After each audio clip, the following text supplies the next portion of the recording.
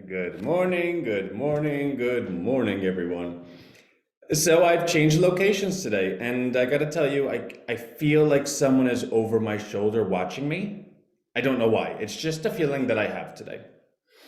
Oh my God, Laura, I didn't email you back. Okay, so Laura, actually, so V had given me the list of the accounts that you had sent her. So I'm on that today, and I'm going to email you back right after this. I swear, I swear, I swear.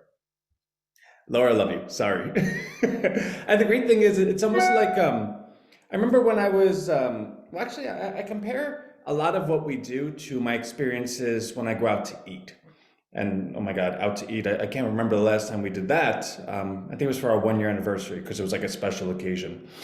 But when you go out to eat, um, the kitchen could be really backed up, and you're going to blame the waiter or waitress unless you see them hustling all over the place.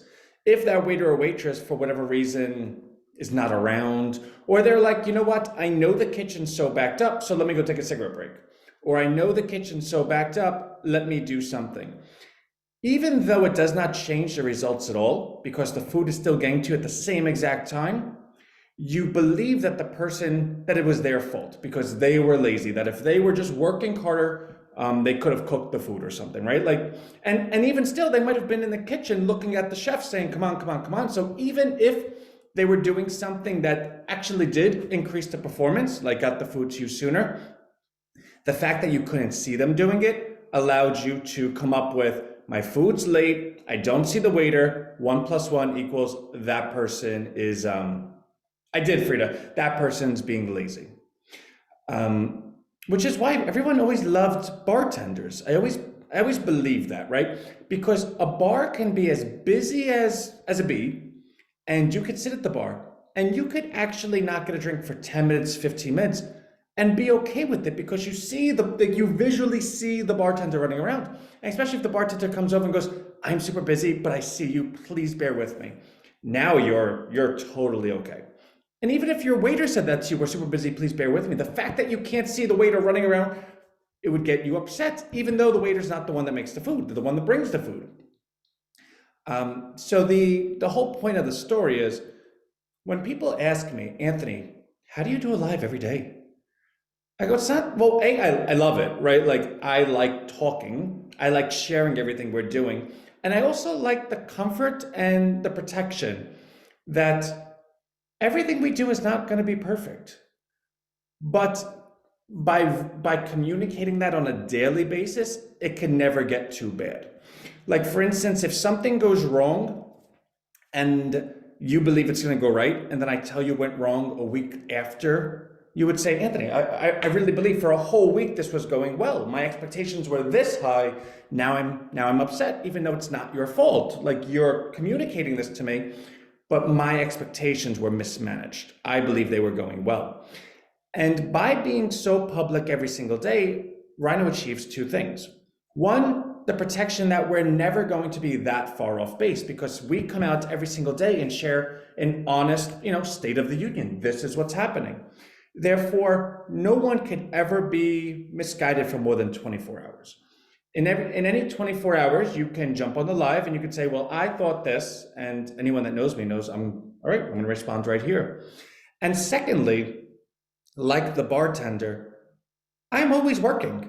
There's never going to be a time someone says, if Anthony only worked harder, RHINO would be better. Or I don't even know what he's been doing the last week. Did he take a couple of days off? No one would say that if they knew me, but B, you could visually see that that's not the case. I'm right here. So the point of the whole story was, to Laura, she doesn't beat me up because I think she visually sees, all right, he's working.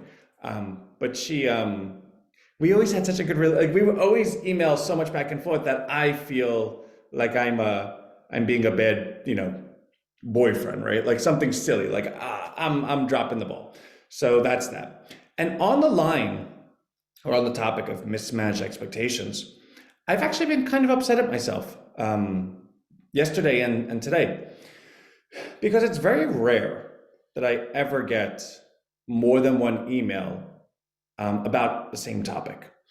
And the reason being, because we do our best to manage expectations so well that we don't ever believe that we surprise any more than one or two people in any given instance, right? If you receive one email about a particular topic, it could be user generated, right? Like that one person didn't understand, and that's fine. God bless, we're here. If you get two emails on the same topic, it's kind of a little alarming. Like, was it me? Did I? It could be coincidental. It could just be two people. And you got to remember, the action of emailing is the person has to be so confused that they then say, I can't figure this out. Let me go to the email and let me email that person. So it does have to reach a certain important level for someone to go ahead and write an email, especially an email that is quite long. So I got I think like 5 or 6 of those on the same topic yesterday. I got instant messages on the same topic. At that point, it's as much as I want to say, oh my God, I can't believe no one understands this and absolve myself, I can't do that.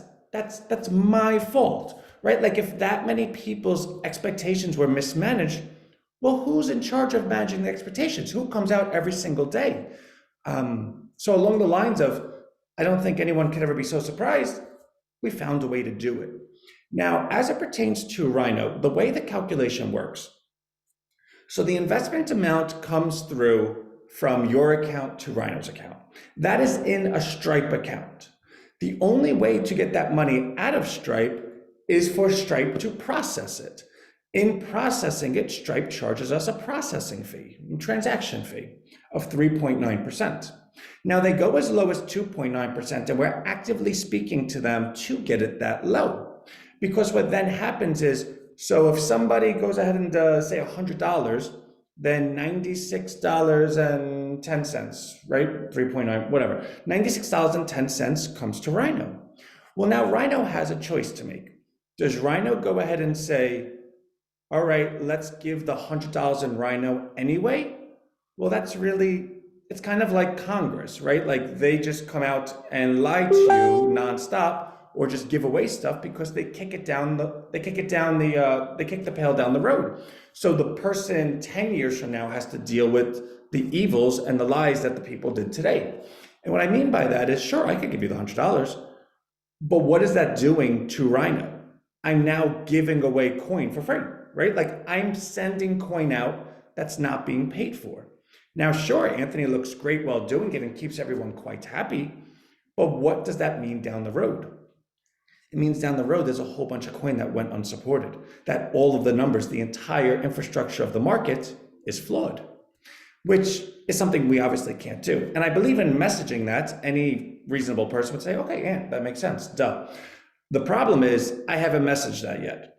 What we've been doing the entire time has been by that calculation. In fact, every transaction anyone's ever received has been with that fee associated with it. But the transactions have been, here's the other part of it. Because there's no receipt that comes with it, you don't know the transaction price. For you to know the transaction price, you can, obviously, right? It's very manual. At this time, on this date, I purchased coin. Let me take a look at the chart. The chart was this price, and you could do the math from there.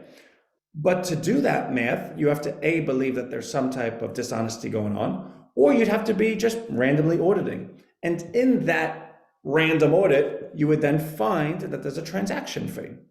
So what we've been doing has been exactly that. But the mistake that that I know I made was because no one actually did all of that math, they never really knew there was a transaction fee. But when we went ahead and did Rhino Christmas and everyone knows the price, $1.50, they can very easily do the math themselves. All right, I sent $1,500. The coin's $1.50. All right, I have 1,000 coin, right? Like that's simple math. So when that person goes ahead and gets 980 coin, well, that doesn't jive with them. You know what though? Anthony always says, make sure to email him because they're still getting it worked out. So maybe this is just an error, right? Like a simple mistake. So because we always endorse and really everyone, please email, it became very apparent that the error was at least enough to go ahead and email on behalf of. So I've received, I think, like 6 or 7 different emails, and I've not messaged that correctly. So today I'm going to be responding to all those emails. I didn't respond to them yesterday. Well, I responded to them like, hey, I see the email. Let me respond tomorrow because I'd like to give a responsible, like fully thought out, like when you're talking about money with someone, you don't want to just write back, hey, yeah, well, this happened, bye. No, you have to have a come to Jesus moment. Like, I'm sorry, this is how it's done. Is there anything I could do to resolve this for you? So I'm going to be doing all those emails today. Yeah, so actually I was on the phone with one of our rhinos 2 nights ago, and remember yesterday when I said I did get beat up a little bit, this was one of them. The gentleman says, Amp, I need to have like receipts. I need to know the prices I'm buying at things for tax purposes. And he was being really, really polite about it, but I said to him, I get it. My background's on Wall Street. I know how important it is to have a paper trail. And to that point, if you want to stay small, sure, you could find many people that will do $25 a week or $5 a week or $100 a week, and that's all you'll ever get. Because the individuals that want to be investors or take larger positions or buy block purchases are those that have enough money that they know how things are supposed to be done properly. In fact, to those people, when things are not done properly, they don't assume that it's not done properly because you're lazy or because you're so busy. They assume it's not being done properly because you're trying to get over on them. And a red flag goes up and they say, listen, unless you have your accounting in order, I'm not interested. Bye. Which means the growth of Rhino is determined, or a big component of it is you have to have your accounting in order. Now, of course, our accounting's in order on our side, but we do not make it easy for your accounting to be in order on your side because we haven't been able to provide that. Now, the reason for that has been because it's been such a manual process in bulk sending coin, there hasn't been a real-time transaction. So for instance, when you purchase on October 31st at 2 p.m., we're not able to send the coin that second right to you. And to go ahead and send a receipt of everyone's transactions, what we would have to do is say, okay, the 500 transactions that took place last week, let's go through every single one of them. Let's correlate the time with the price of the coin, and let's input that into a doc, and let's mail that out to each individual. And that would take a lot of hours, like a lot. Now, of course, that's not a reason not to do it, right? But it is a reason to find a solution that allows everyone to be happy. So when I spoke to the gentleman on the phone 2 nights ago, I said, he goes, well, Ann, I need to know for tax purposes. I go, and I get it, right? So what can be done is that you can manually go through your transactions and say, I did it this time, this is the price of it, this is how much I got, subtract out the transaction fee, and you can get the numbers yourself. And before I could finish the sentence, I then very quickly said the next sentence because I wasn't telling the person to do it themselves. I was telling the person that it is possible to get that, math. So it's not that the numbers, they don't exist. They do, but it's a very manual process to get it. And I then said, this is my job though. If someone says to me, hey, Ant, I just need the numbers and I don't have time to do it. So I'm telling you, or maybe a little nicer, Ant, can you get the numbers for me? My answer is always going to be yes. That's part of my job. If Michael Halverson or somebody says, Ant, I need the numbers for every transaction I ever done, I don't care that it takes an hour, go do it, I will. Because that's somebody asking me to do it because they need it. Majority of people, A, don't feel like they need it, B, do their accounting whatever way they do it, or so forth and so forth. There are those that say, okay, the coin went from $1 to $2.20. I've purchased every week since. All right, so my average cost base is $1.60, right? Like $1 plus $2.20 divided by 2, because average, right? And people are okay with that. In fact, many accountants are not going to say, well, you know what, show me exactly how you got that number, because it's such a small number, it's so insignificant. And again, it's a felony to tell someone how to get over on taxes, so I'm not doing that. But I'm saying, I think that's a fair estimate if done honestly. So long story short, anyone that needs those numbers will get it, whether they do it manually, whether they average it themselves, or whether they tell me to. Now, let me give the solution, right? So the real-time automations are supposed to kick in today. Now, of course, this has been quite a journey, and it's not one that I'm celebrating.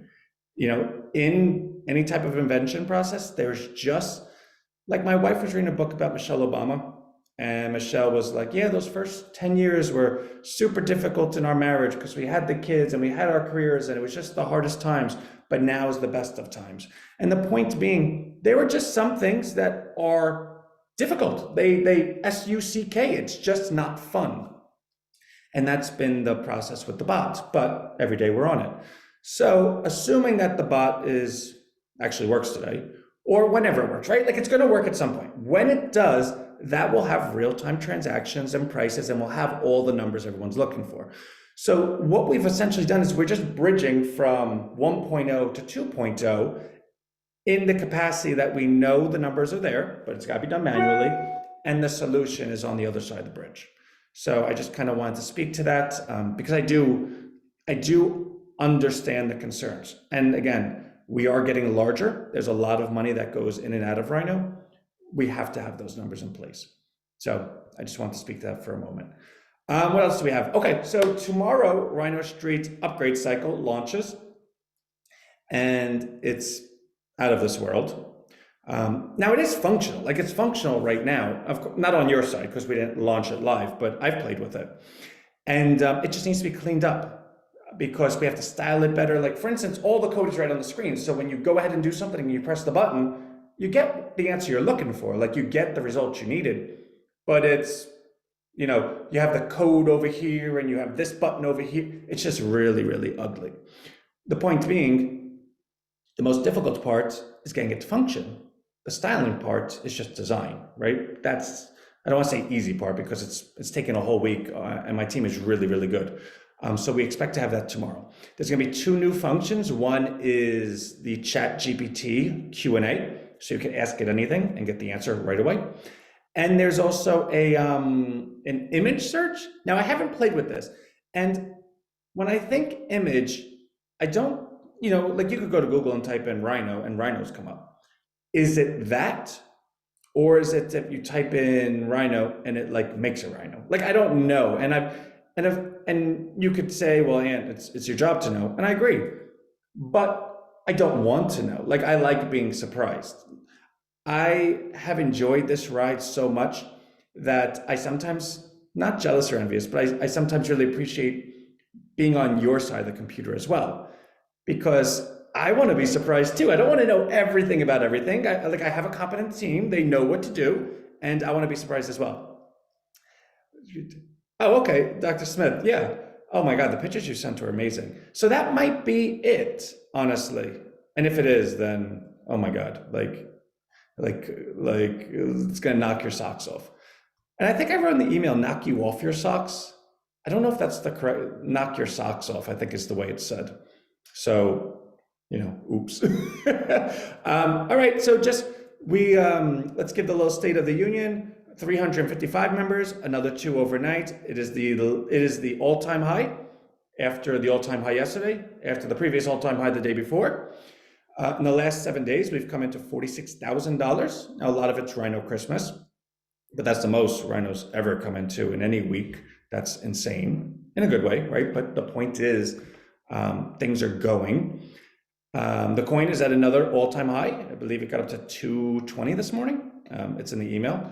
So members at an all-time high, money into RHINO at an all-time high, coin at all-time high.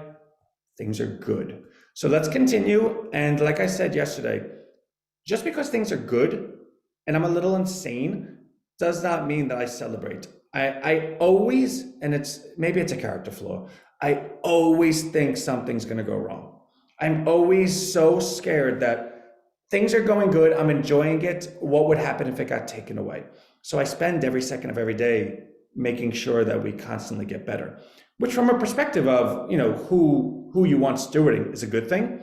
But I just want you to know that the insanity in my head, although good for everyone here, is never ending. So I'm here, and if you need me, I'll be right here. But I have an email to get to Laura first. I'm going to do Laura first. And then I have a whole bunch of other emails to send and describe the coin, how the calculations were done. And I think that's it. I mean, then a whole bunch of other stuff, but in terms of what I need to do right away, I'm babbling. I love everyone. I'll see you tomorrow. Bye.